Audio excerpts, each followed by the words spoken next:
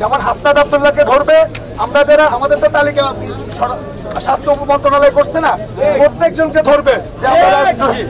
তাহলে আমরা এ থেকে দায় মুক্তি কিভাবে নিব? রাষ্ট্র নতুন বাংলাদেশ আমাদেরকে কিভাবে দায় মুক্তি দিবে?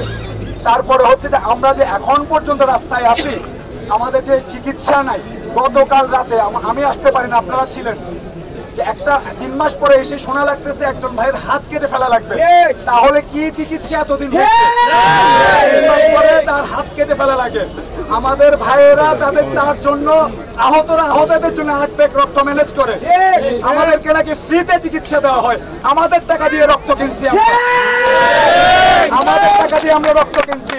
তথাকথিত বিদেশ থেকে ডাক্তার আনছে, এখন ভাইয়েরা বলতেছে ওই বিদেশি ডাক্তারের অপচিকিৎসার কারণে এই পরিস্থিতির সৃষ্টি হয়েছে। তাহলে আমাদেরকে বিদেশি ডাক্তারের মূলা কেন দেখানো হইলো? বারংবার বিদেশি ডাক্তার, তাও কি হাতে গোনা কয়েকজনের এই মূলা আমাদেরকে কেন আমরা তাদেরকে সম্মান করি, শ্রদ্ধা করি, কিন্তু হাসিনার মতো আচরণ শুরু করলে কিন্তু হাসিনার পরিণতি আমরাও তাদেরকে করে ছাড়বো। আমরা যেমন হাসিনাকে নামাইছি, তাদেরকে তুলছি, তাদেরকে আমরা নামাবো, কাউকে প্রদায়িত করবো। এখন তারা কিন্তু অলরেডি টালমাটাল, মানে এটাকে আমার চিরাঙ্গা ভাষা বলে লড়র ফড়র শুরু করে দিচ্ছে। তাদের এই লড়র ফড়রগিরি করতে দিব না। আমরা এখনো বেঁচে আছি, আমরা মরি নাই। আমরা যে হাসনাত ভাই বলছি, আমরা এখন নিজেদের মধ্যে মনোমালিন্য হয়, যখন আওয়ামী লীগের বিরুদ্ধে আসবে একসাথে সীসা ডালা পাচিরেন না, আমরা বলবো না আমাদের চিকিৎসা দরকার নাই, আমরা আগে আওয়ামী লীগ খাতাইনি, আওয়ামী লীগকে সাইজ করি।